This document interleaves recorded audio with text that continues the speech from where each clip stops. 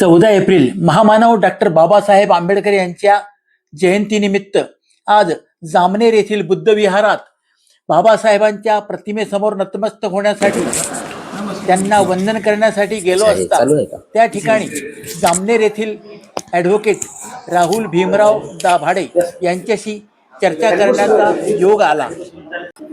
जय Bhim. Bharat Ratna doctor Babasaheb यांची 135वी जयंतीनिमित्त आपण इथे आलेलो आहोत। आजचं जयंती म्हटलं तर जयंती नेमकं काय आहे, जयंतीचं स्वरूप काय आहे, आपण जयंती उद्देश काय असतो हे बघणं महत्त्वाचं आहे।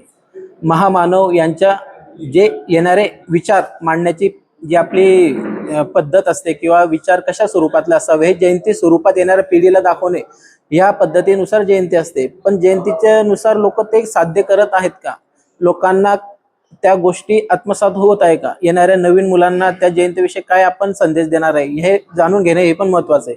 कारण की आज जर बघितलं जामनेर सारख्या सिटीमध्ये आपण जातो, जामनेरमध्ये एंट्री मारताच की आपल्याला असं दिसतं की मोठमोठ्या प्रकारचे बॅनर आपल्याला तिथे दिसतात। बॅनरमध्ये आपण जर म्हटलं महापुरुष म्हटलं तर आपण एक त्यांचा आदराचं स्थान असतो, त्यांना आपण कधी आपला हात पोचवणार नाही अशा ठिकाणी त्यांना ठेवतो।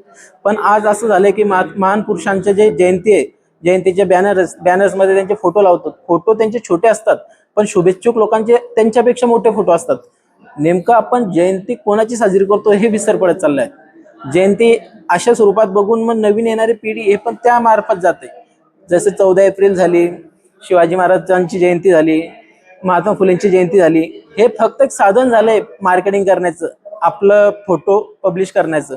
येणाऱ्या पिढीने यावर लक्ष द्यावे, कारण जयंती त्यांच्या विचारांची आहे। जर त्यांच्याकडून काही घ्यायचं असेल तर महात्मा फुले यांनी जर शिक्षण क्षेत्रात विकास केला, क्रांती केला, या स्वरूपात सामूहिक स्वरूपात 1-2 संस्था स्थापन करून गोरगरिबाच्या मुलांना जर शिक्षण दिलं, त्या स्वरूपात त्यांना मोठं केलं तर ही खरी जयंतीचं साध्य होईल हे मला सांगता येईल किंवा सांगण्याचा प्रयत्न करेल।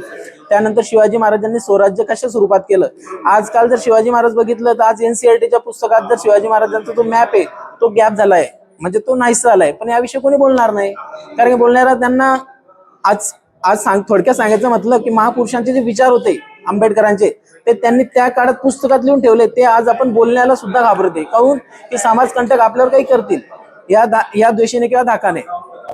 माझं थोडक्यात हेच सांगणे, जयंतीचे स्वरूप पाहून जयंती काय स्वरूप आहे, जयंतीचे काय उद्देश आहे, जयंती कशा स्वरूपात साजरी करायला हवी हे महत्त्व पाहणे आवश्यक आहे।